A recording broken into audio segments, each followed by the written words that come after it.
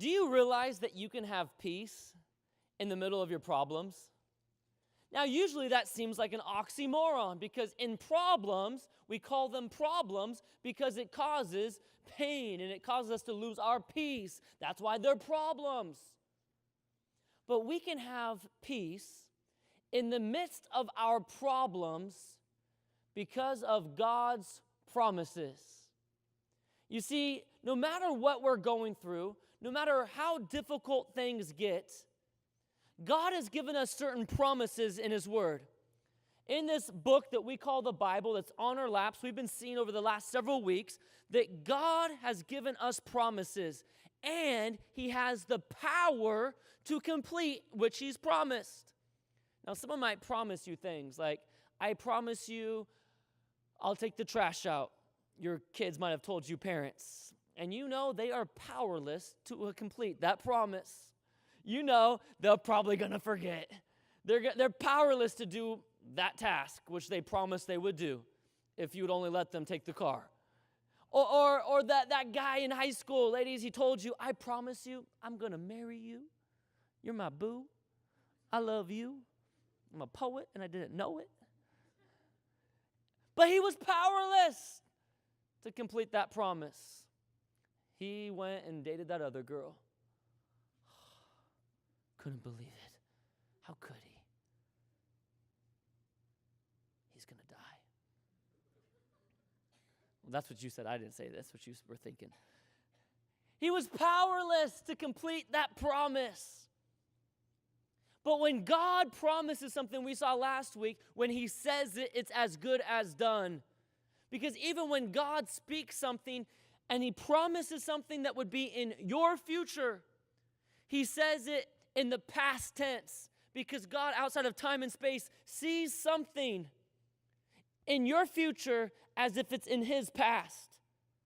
The Bible talks about God already views us as we were perfected. Listen, you and I aren't perfected right now. We will be perfected when we're in heaven. But God views us already as if we are in heaven. Now that's a mind trip if you want to think about it.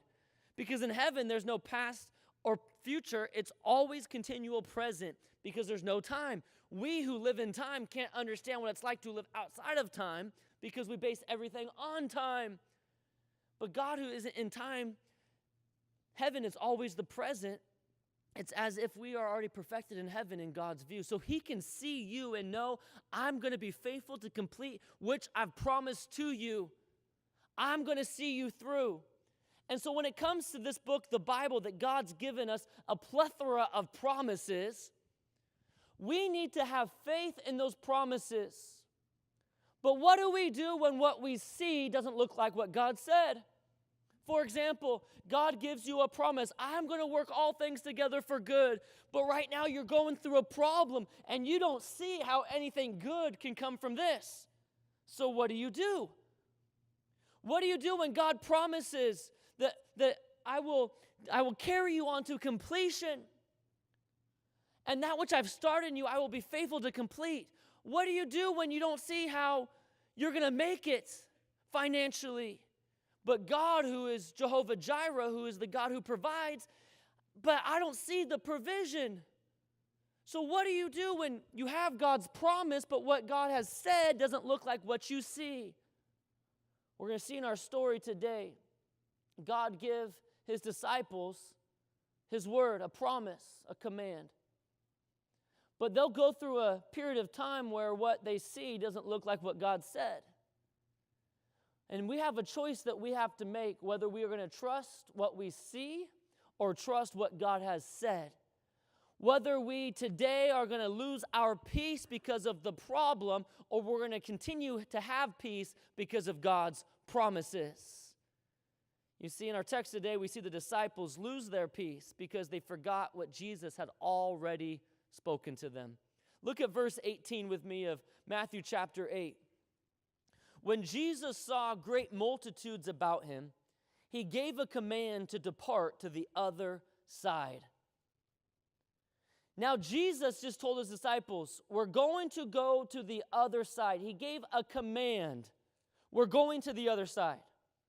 He gives instruction, but Mark's story account of this exact this exact period of time, he gives a different inclination in Mark 4 verse 35. Mark says, as evening came, Jesus said to his disciples, let's cross over to the other side of the lake. So Jesus said, we're going to the other side. That's what Jesus said we're going to do. But in a moment, they're going to forget what Jesus said, and they're going to look at what they see, and they're going to be more consumed with what they see than what Jesus said. You see, between the time where God gives his promise and completes that promise, there's usually a period of time. You see, when God gives you a promise in his word, not always, but often, there's a period of time before God completes that promise. And in that period of time, God allows there to be that period of time to develop us, to develop faith in God, to develop perseverance in our walks, to develop patience in our lives.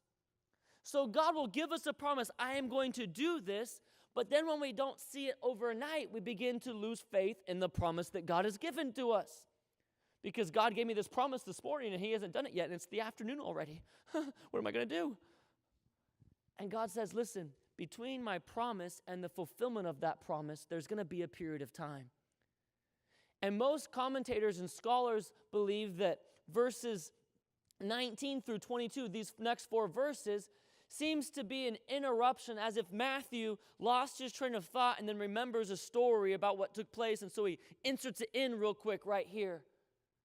But I believe not only Matthew did this purposefully, but divinely inspired by the Spirit, writes these next 4 verses because God gives his disciples a promise. We're going to the other side, but then some things happen, some things take place. And that's how it is in all of our lives, isn't it? When God tells us, I'm going to do something in your life, but then some things happen. Some things take place. And then we forget what God told us last week or last month or last year or last decade. We forget the promises and we let go of those promises because some other things happen. And so I really believe these 4 verses is not an interruption to the story, but a purpose to the story to show that there's a period of time, there's some things that happen between the fulfillment of God's promise and when God gave a promise. And so Jesus, in order to produce perseverance in our lives, will allow there to be that period of time. But he doesn't only do it with us. You see, that's how Jesus has always worked, and that's how God works in our lives. You see, Abraham was given a promise when he was 75 that he would have a son, but he had to wait 25 years for the fulfillment of that son, Isaac. Abraham was told by God to take his son Isaac up to sacrifice him. But that was the promised son, but then God promised to provide. And God did, had a ram stuck in the thickets. The Israelites were enslaved for 430 years before the promised deliverer came. Moses had to wait for 40 years in the wilderness before God took him from the time that he called him and promised that he would use him to the time that he would take him to Egypt to use him as the deliverer of the people of Israel. Joseph, under God's hand for at least 13 years, had to wait and sit before he was given the second in command over all of Egypt. 13 years believed to be in prison, forgotten about. But the promises, what about the promises? God, I don't see it. When Joseph's sitting in prison, God, you told me that you were going to use me and you were going to elevate me and you were going to use me to lead and all my brothers would bow down to me in this dream, but they sold me. And now I'm in prison in Egypt. They sold me into slavery. Then I was a faithful servant to you. I honored you. When that girl was trying to seduce me and grabbing my clothes, I ran out. She grabbed my robe off. I took off in my undies. God, I got out of there. And now, God, I get thrown in prison because she falsely accuses me of trying to rape her. And now, God, I'm here for 13 years. I don't see it, God. I don't see it. You promised, but what are you doing? I think we can find ourselves in that situation a lot in our lives, don't we? God, you've promised these things. You promised you would do this. You promised you would be this, but I don't see you doing that. I don't see you being that to me. And God says, you need to have patience. You need to have greater faith. And then allows a period of time to go on to develop us so that we would be able to trust him fully. Verse 19, here's that period of time. Here's the stuff that happens in between. Verse 19, a scribe came to Jesus and said to him, "Teacher, I will follow you wherever you go." And Jesus says to him, "Foxes have holes and birds of the air have their nests, but the Son of Man has nowhere to lay his head." You see, the first man said that he would follow Jesus no matter what. But then Jesus reminds him there's going to be a cost. And the first man was kept from following Jesus because of the cost. You see, in these 4 verses, 2 men talk about following Jesus, but the first man was kept from following Jesus because of the cost. He says, listen, birds have homes, they have their nests, foxes, they have their homes, they have their holes, but I don't even have a home. If you follow me, I don't even know if you're going to be able to have a bed to sleep in at night. There's going to be some sacrifice involved if you're going to follow me wherever I go. You're going to have to give up some things, and it's not going to be the lifestyle that you might be accustomed to. You might have to be willing to relinquish some things and sacrifice some things and your time. You might not have as much time if you're going to truly do what I'm calling you to do. You're going to have to let go of some things. I think that could be a word for some of us today, can't it? When we truly desire to follow Christ, we say, God, I'll follow you wherever you call me to go. And then God says, here's what I want you to do. And you say, okay, anything but that, Lord. So God says, well, what about this? And okay, Lord, that or that I'm not going to do, but anything else, Lord. I was teaching yesterday morning. I've taught 4 times in the last 3 days. And I brought Pastor David with me, and we went up to the mountains, and I was teaching on the way back. We were talking about Dale Goddard, who is Raul Reese's assistant pastor, and he was telling me this story about when he was young and he first was serving in ministry. Raul's wife was in the kids ministry, and she said, Dale, you need to do this. And he said, well, I do everything, but I don't do that. And she said, well, here's what you need to do. Take a piece of paper and write everything that you don't do so we can give that to God and show him all the things that you don't do. It's kind of like that, isn't it? God, I'll do whatever. And then the Lord says, okay, do this. Oh, Lord, I'll do whatever, but not that. Lord, I'll give you my life. But Lord, I still want Friday nights, Saturday nights, Sunday afternoons, and Monday through Friday. And I don't think there's any more time in the week, but if there is, Lord, I'll give you that. Lord, I need this for me, but if there's anything left over, I'll give you some of it. And this is that man. He was kept from stepping into all that God had for him. Could you imagine if there was 13 disciples? He could have been in that boat. He could have been one of the 13, but there was only 12 because this one wouldn't follow because of the cost. And his excuse was, it's not what I thought it was going to be like. It's not what I thought it was going to be like. That's a lot of times our excuse when God calls us to follow him. We enter into ministry where we start serving him, but wait a minute here. This isn't what I signed up for. This isn't what I thought it was going to be like. I don't know about this. And we're kept from following him and seeing God do all that he would have done through our lives if we would have simply followed him.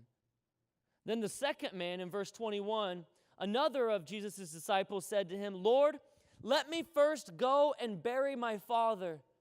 But Jesus said to him, follow me and let the dead bury their own dead. Now the second man, his excuse, or his reason, he was kept from following Jesus because of the connections. So not only the cost in the first man, but the second man because of the connections. He had a connection to his dad. It was a connection. And I use the word connection because really he had the hookup. Now don't misunderstand what this man is telling Jesus, and please don't misunderstand what Jesus is responding to him. What this man is not saying is what many of us think of what this man's saying is, listen, my dad just died. He's in the front room. He's laying on his lazy boy. He just died. I just got, my mom just called me on my cell phone, and she said he just died. And so I need to go and bury him real quick, and then I'll come right back and I'll follow you. That's not what this man is saying. You see, that figure of speech, let me first bury my father, is a figure of speech in let me first wait until my dad dies, whenever that might be, in 10 or 20 years from now or in a year from now. We don't know anything of this man's health. This guy could have been a young guy, but why you would wait for your dad to die before you would leave his house is because you would receive the moolah, the inheritance. And if the dad didn't like your decision to leave and follow Jesus, being a Jewish man, and now you're following Jesus, then you're not going to get the inheritance. So what this man was saying is, let me wait until my dad dies, whenever that will be, and then I'll come follow you. His excuse was not right now. And if you didn't have the first excuse, then perhaps you fall in the category of the second excuse of why you can't follow Jesus. Not right now, God. I have some business stuff to attain. I have some young kids. I got some old kids. I got this problem. I got this. Lord, next week I'll try. Next month I'll start. Next year, Lord, but I'm gonna take this season. I'm not gonna do anything. But next, I don't have time right now. Not right now, God. I'll follow you, but not right now. Many of us fall into that category of that excuse of not right now. See, maybe the son didn't want to disappoint his father. Maybe the dad had a business and he was supposed to take the family business, but now he doesn't want it. He maybe didn't want to hurt his father, perhaps. Maybe it was that the son wanted to wait so that he could make sure everything was set in place so that he could get the inheritance. And once he got the inheritance, then he could use that to live off of, and he wouldn't have to trust God in following him, because I just heard what you told this guy. You don't even have a house. How am I going to even live? So let me wait till I get some money, and then maybe I can, have a house at least and do the things I need to do to serve in ministry. Jesus replied in such a way to him to say that no relationship can stand in the way of following Jesus. Why did Jesus want them to count the cost, these two men, before he would allow them to follow him? Why did he tell them that there's going to be a cost to following him, and there's going to be some connections that are lost? Because when you choose to follow Jesus, sometimes family members will write you off. Sometimes you'll lose friends. Sometimes there's a cost involved. You might not get the job promotion because you're not willing to mess with the numbers.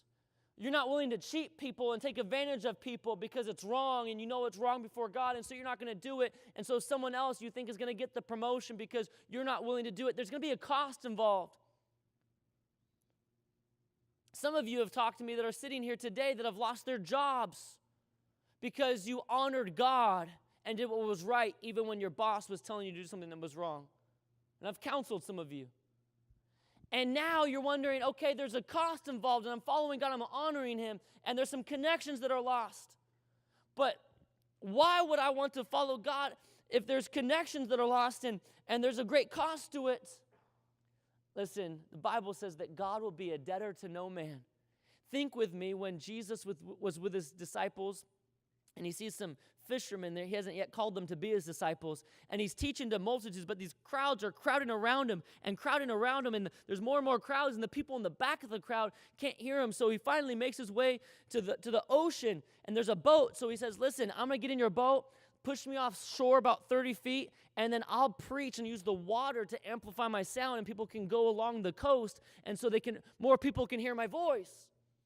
He didn't have really cool microphones back in that day, so they used the water to amplify.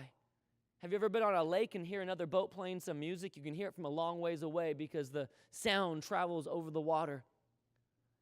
And so Jesus gets out on the boat and teaches.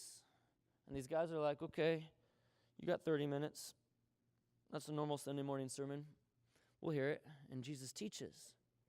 And he keeps going. And he keeps going. He keeps going. That's how you know I'm like Jesus. And now, hour after hour, and these guys are sitting here thinking, I don't know what they were thinking, but they were probably thinking, is he going to wrap this up?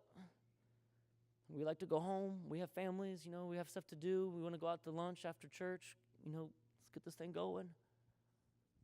And Jesus finally ends, and he says, listen, let's go out and catch some fish. And they said, hey, it's mid-afternoon now. You don't catch fish at this time. We were fishing all night. We caught nothing. We're not going to catch anything now. We catch fish when it's dark, early morning, dawn patrol. We don't catch fish in the heat of the day. They're all in their little home sleeping. It's not going to happen. But nevertheless, whatever you say, we'll do. Okay, fine, let's do it. Guys, we're going to go fishing. They push their boats out. And you know the story. They throw their nets out. And God provides a miracle. They pull up so much fish that their boat begins to sink. God says, you're going to give me a little bit of your time? I'm going to bless you. You're going to have way more fish than if you worked 3 weeks because you honor me in those few moments. You see, when you honor God, the Bible says that God will not be a debtor to any man. That is, that God will repay his debts. And so when there is a cost, you might say, man, I'm suffering because of this. God sees it, and he's going to reward you and bless you even in a greater way. No matter the cost that you have to pay, the things that you have to give up, God's going to reward you with something greater. And the connections that you might feel like you don't have anymore because you're not in the world and I'm not working these connections anymore. Listen, no connection should keep us from following Jesus completely. And Jesus wanted these men to count the cost before they followed him. Why? Because when you follow Jesus and you do what he commands you to do, sometimes there'll be a storm ahead of you. And sometimes he'll command you to do something that will take you through a storm. Lord, why? I'm obeying you. You told me to do this. I'm listening to your command. Matthew 8, verse 18. You commanded me to go to the other side, and now I'm doing what you've told me to do, and now I'm caught in a storm. God, that doesn't seem right. If I'm listening to you, don't you think you could, just make everything easy? But listen, following Jesus doesn't mean there's always going to be smooth sailing. When you follow Jesus and obey his command, there may be storms, but here's the difference. In life, you will always go through storms because life hits hard. But here's the difference. You can either get on board with Jesus or be in your own boat by yourself. And the choice is yours to make. Look at the next verse. Verse 23. Now when Jesus, got into a boat, his disciples followed him. That's pretty smart. Jesus gets into a boat. Mark tells us that when Jesus got into a boat, people got into other boats and tried to follow him across.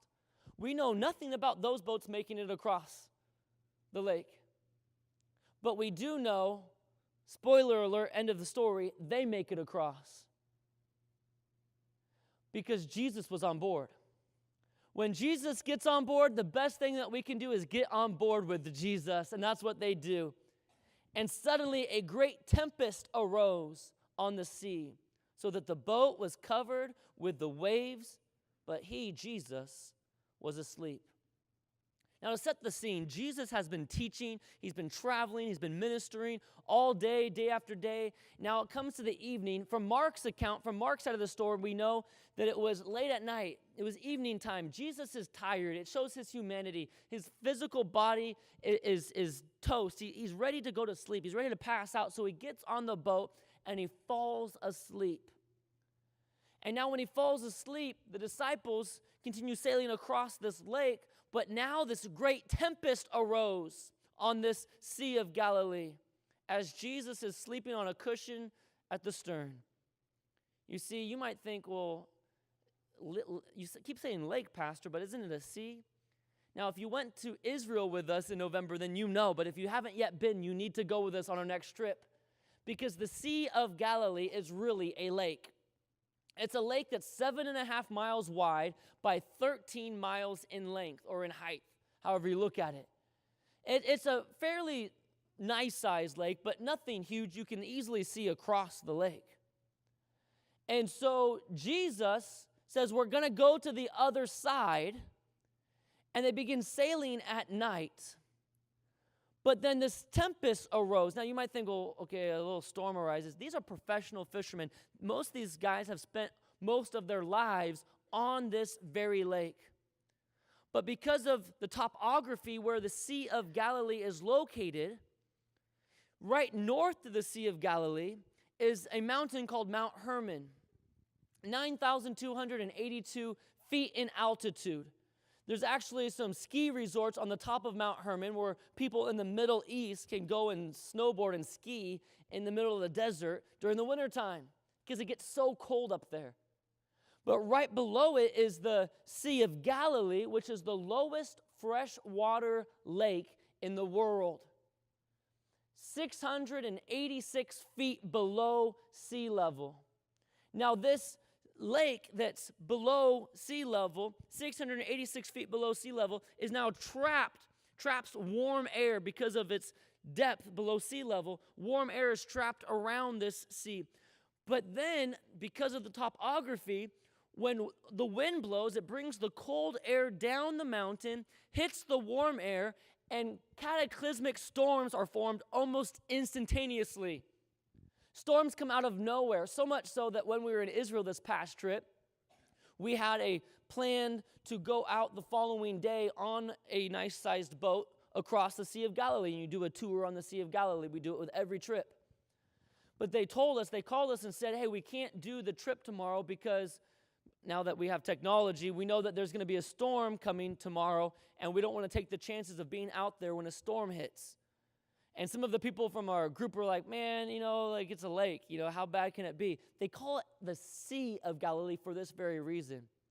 Because in 1992, a storm hit so large that it sent 15-foot waves against the coast of Tiberias, demolishing most of the coast. Now, if you are a surfer, then you know this. You might not know this, though. Waves were actually measured from their back, from the surface of the water to the lip, not from their face. The face is usually almost double the height of its back. So when I say 15-foot waves, I mean waves upwards of the size of 30 feet in height. We're talking massive waves. So when people were, and I knew this, and people were saying, well, we can just do it. I'm like, listen, you don't want to mess with the Sea of Galilee in a storm. And so the captain of the ship said, here's what we'll do. We'll fit you in tonight. After everything closes, everybody clears out, we'll take you out on the boat at night. And Pastor Jeff Johnson, who we went with, our church teamed up with them, he said in the 42 years that he's been doing these trips, he's never once been out on night because they don't do that. We're sitting on this boat at night, and the water is like glass. It's so calm and so peaceful out there. There's not a sound to be heard. It was so peaceful because we had been touring for a few days and I had been teaching. I was exhausted, and I started to fall asleep because it was just so calming. And then I thought, oh, that's how Jesus fell asleep. He's at night on the Sea of Galilee. It's so peaceful. He's been doing ministry all day. He's exhausted from the travels, and now he passes out. And he falls asleep.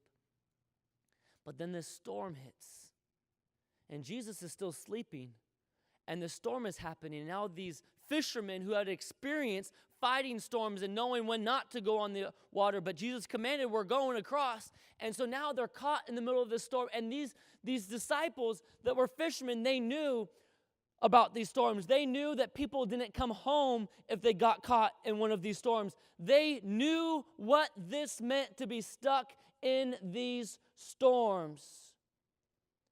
And so the storm is happening. Put yourself in the disciples' feet. Where's Jesus? Where's Jesus when we need Jesus? He's sleeping. What? How is he sleeping right now?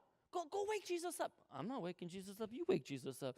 No, I'm not waking Jesus. Hey, Peter, go wake Jesus. You always do dumb stuff. Go wake Jesus up.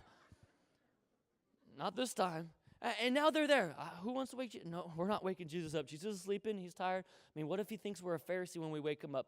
You're done. So, no, just let him sleep. He needs to sleep. So they're fighting this storm, and it finally comes to the point where all of them simultaneously come together. Hey, if I'm going to wake him up, you're coming with me. Okay, we're all going together and wake Jesus up. And so they all go in to Jesus, and they say in verse 24, or verse 25, then his disciples came to him and awoke him, saying, Lord, save us. We are perishing. Lord, I'm dying out here. Lord, we need your help. It got to the point where it was so bad where they knew it came to the point where if we don't wake him up, we're all going to die. So we need to go wake him up. They waited so long until it got so bad. The waves were coming over the boat. The boat's literally filling up with water, sinking and riding lower in the water. And so they come to Jesus, and the last plea for hope, the last plea out of desperation, say, God, we're dying out here. We need your help. We're perishing. These disciples, as they came to Jesus when he was sleeping, many people think, well, how could Jesus be sleeping if the storm was that bad? How would he be sleeping? And most commentators and scholars almost, poke fun or make little jokes that Jesus must have been a deep sleeper, or he must have been really, really exhausted not to wake up from this. But I would suggest to you that Jesus was sleeping with one eye open. He was sleeping, but he was also watching. People say, well, how could Jesus sleep in the storm? And I believe if you take that view of the story, you're missing something, and you're making the same mistake that the disciples made.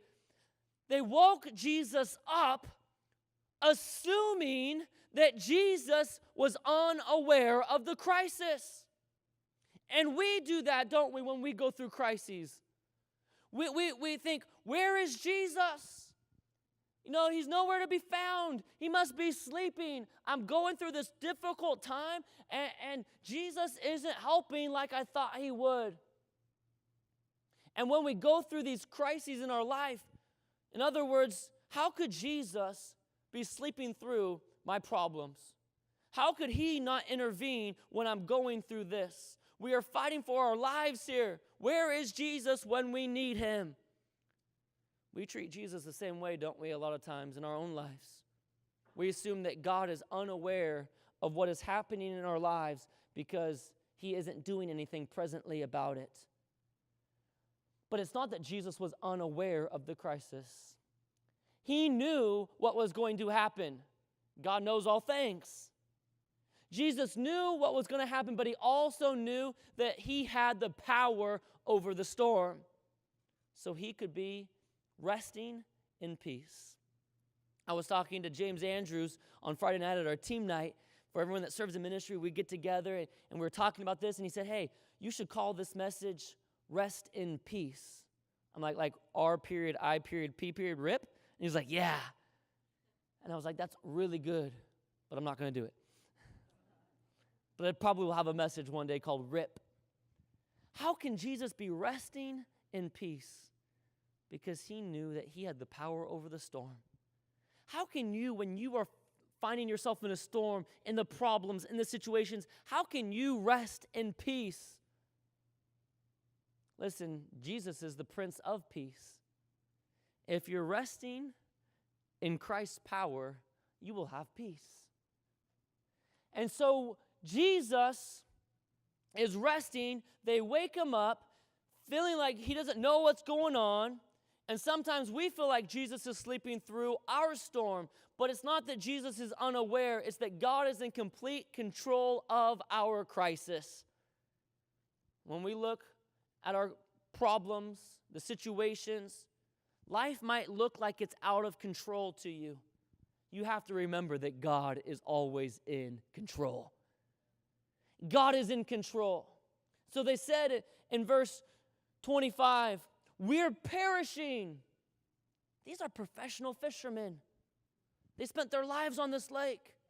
They knew about the storms. They couldn't get out of this storm. They knew what storms like this did.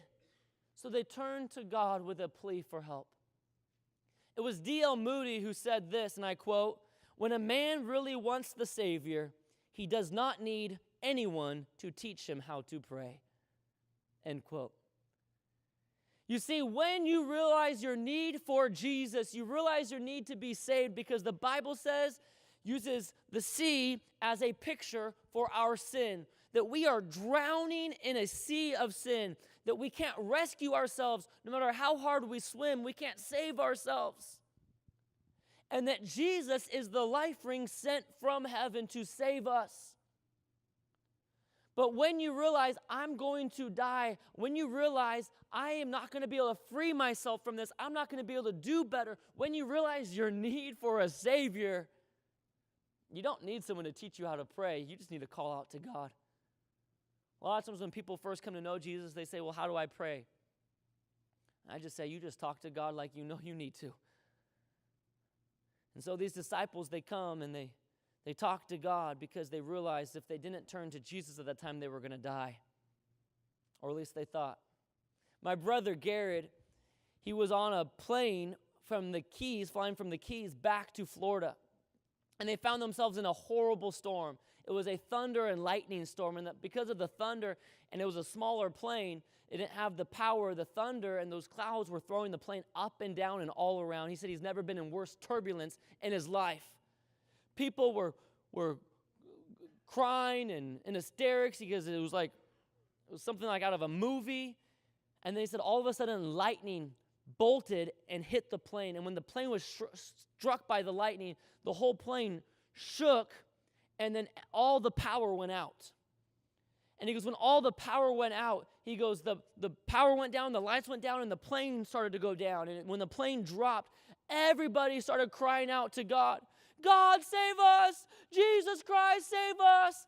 And he said, everyone in the plane, it was like a little revival took place. Everyone was turning back to God. And he said, I was going to stand up and lead them all to Christ. But he goes, I was so freaked out myself, I put my head between my knees and prepared for crash landing. He's so afraid of flying, I'm surprised he could remember to do that. You see, when we find ourselves in a crisis, as oftentimes when we realize our greatest need for God. When we find ourselves going through problems and pain and struggles, it's when we turn to God and realize our need to God. It causes us to desire God more because we see our inadequacy. But when we come to God, do we come in a panic? Lord, we're going to die, save us. Or do we come to God knowing our inadequacy and say, Lord, you're in control. You see, there's two different ways we can come to Christ. And so Jesus sees how the disciples come to him. In verse 26, he says to them, why are you so fearful? Oh, you of little faith. Jesus looks at these disciples and says, why are you freaking out? Why are you so worried? You have such little faith. And that might seem harsh at first, but the disciples had been with Jesus long enough to know the power of God. They were with him when he healed people. They were with him when he cast out demons. He was with him. They were with him when he did all manners of miracles. They saw the power of God. They saw what God had done previously. But now presently, they lost their faith. Let me ask you, how long have you been walking with God? How long have you been with him? How many things have you seen God do even in your own life? How many things has God intervened supernaturally and worked miraculously in your own life and the people's lives around you? How much have you seen God do that you thought would be impossible, but God did it anyways? And then you come to a storm in the present situation and you forget all about those things. How God has always seen you through, how he's always been faithful to you even when you were faithless. And now we forget about all of that because of the present situation. Jesus would ask us the same question. Why are you so fearful? Oh, you of little faith. Have you forgotten what I've already done for you? Have you forgotten my promises to you? Have you forgotten that I have power over the storm? You see, Matthew in verse 18, Jesus told them we're going to depart to the other side. Mark's chapter 4, we're going to cross over to the other side. Jesus didn't say, I'm going to take you out into the middle of the sea and we're going to go under. He said, we're going to cross over. But they had already forgotten the promise that God had given to them. They had already forgotten because of the storm that they were looking at. The storm that had their focus. If Jesus says you're going to get it to the other side, listen, you're going to make it to the other side. God's word says he will be faithful to carry you on to completion. That is, until the day that you are perfected when you meet Jesus Christ and you cross over that finish line in this race that we call life. When you run this race and you feel like you can't go any further, God promises to pick you up and to carry you to the other side. He's going to help you cross that finish line. And he's going to get you there. He's going to be faithful to get you there. So why is it that we think, I don't know if I'm ever going to make it?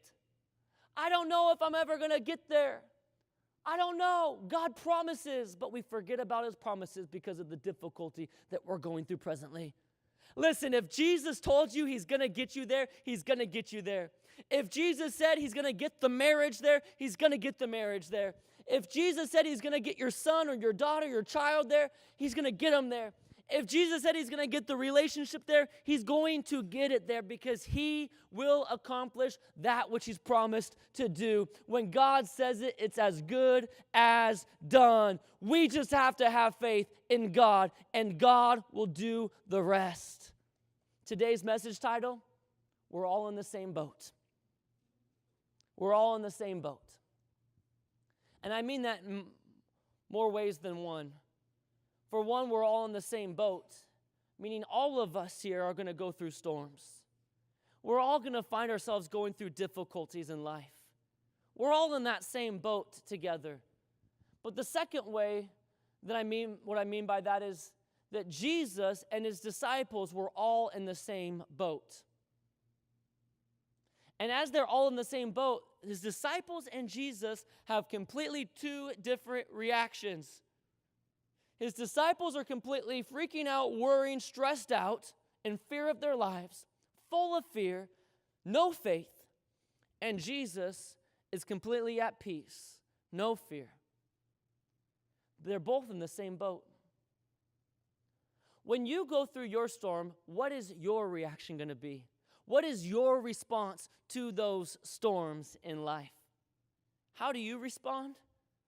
Listen, the contrast is this. We can worry or we can worship. We can panic or we can pray. The disciples didn't know the end of verse 26. They didn't know that what Jesus was about to do. They only saw their present situation. Now, we know the rest of the story. We've read it before. We've heard it before. So we can say, I can't believe they would do that. They didn't have any faith. But then we do the exact same thing when we don't know what God is going to do through our storm. So Jesus, because they didn't know how they were going to make it, wants to show them his power.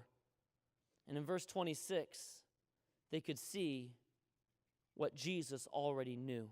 Look at the rest of verse 26. Then Jesus arose, and he rebuked the winds and the sea, and there was a great calm. What Jesus showed them that day is the same thing that God wants us to see this day. And that is this: God has the power over our storms. God has the power over our storms. But he will take us through storms from time to time for us to realize and need and to trust our dependency upon God. But we have to remember the promise that God has given us so that we can have peace because of his promises. So verse 27, here's their response. The men marveled, saying, "Who can this be, that even the winds and the sea obey him?" The picture is completed with their awe of the power of God. Seeing that the power of the storm was nothing in comparison to the power of God. Like the disciples, the more that we focus on the storm and the power of the storm, we're talking a powerful storm. We're talking a storm that these experienced fishermen knew that they were destined to die. We're talking real danger here. And they were looking at the storm and the power of the storm, and so they were full of fear. But when they looked to Jesus and they saw the power of Jesus was so much greater than the power of the storm, they stopped fearing the storm and they started fearing God. In our lives, we ought to not look at the power of the problem that we're going through. Yes, it might be threatening. It might be physically threatening. It might be emotionally threatening. It might be threatening in a lot of ways and dangerous, and it might normally cause us to worry, but we have to realize, church, the power of God is so much powerful than the power of the problem. God has control over the storm. So they looked to the Lord. When things seemed like they were out of control, they realized how much in control God had the situation in. Now listen, I'm not diminishing the power of your problem. You might be going through something presently that is maybe many of us don't even know how to sympathize with. Maybe you're going through something presently that has been so hurtful or so painful or so life-threatening that many of us don't even understand or can even sympathize, and you might feel alone in that. I'm not diminishing the power of your problem by saying that's not that big of a deal. What I am doing, however, though, is enhancing your perspective of the power of God. Because no matter how dangerous, no matter how powerful, no matter how big that problem seems, you need to look at the greatness of God. A lot of times we tell our God how big our problem is. We need to start telling our problem how big our God is.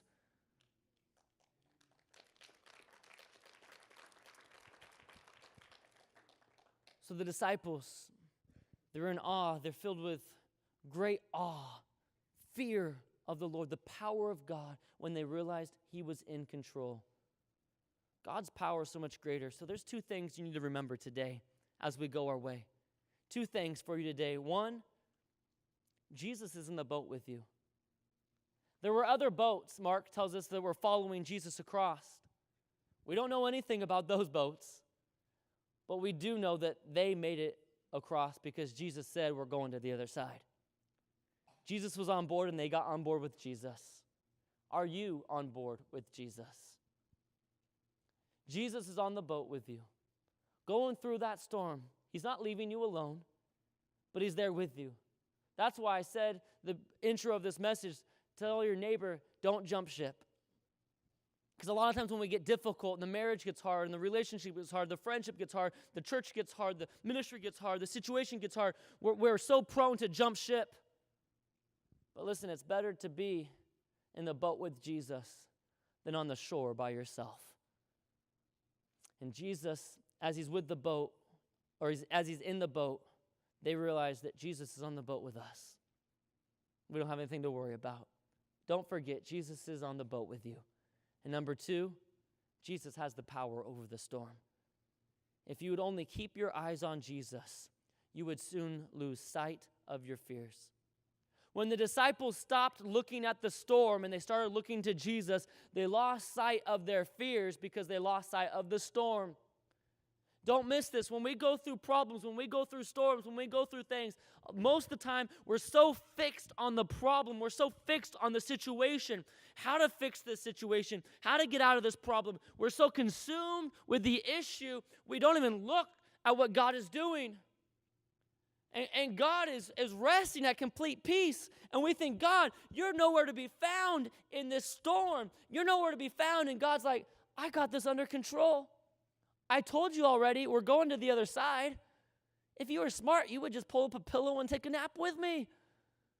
Our boat will get there. And we're all going to be there because I said we would. So why are you struggling and striving and fighting this storm when you could just be relaxing and resting with me? When we find ourselves in storms, you have a choice. You can go through a storm on your own, or you can get on board with Jesus. But if you get on board with Jesus, you know that Jesus is going to get you through the storm. And so you don't have to fight and strive to try to make it through. You can just hold on to the promises of God. If God said it, it's going to happen. No danger can come so close that God is not that much closer.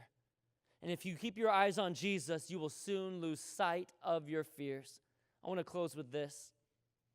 One night, an unexpected storm swept over a passenger ship sailing from England to New York.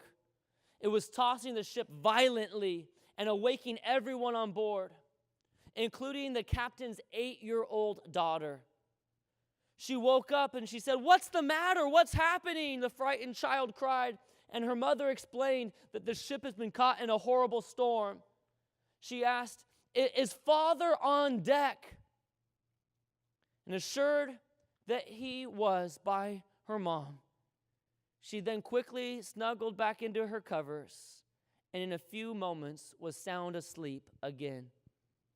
Although the wind still blew and the waves still rolled, she had complete peace because her father, the captain, was at the helm. We might find ourselves in storms. We might be jostled and tossed and to and fro and rocking and rolling, and you're like, what is going on? What's happening? And then you're reminded, our Heavenly Father, He's on deck. And not only is He at the helm of our lives, but He has the authority over the storm. And we can just rest back and relax. Rest in peace because of what Jesus has promised us in our lives. In His Word, what He's told us. And listen, you might still be in the storm, but He can calm the waves or He can quiet our hearts. But God promises to see us through in Jesus' name.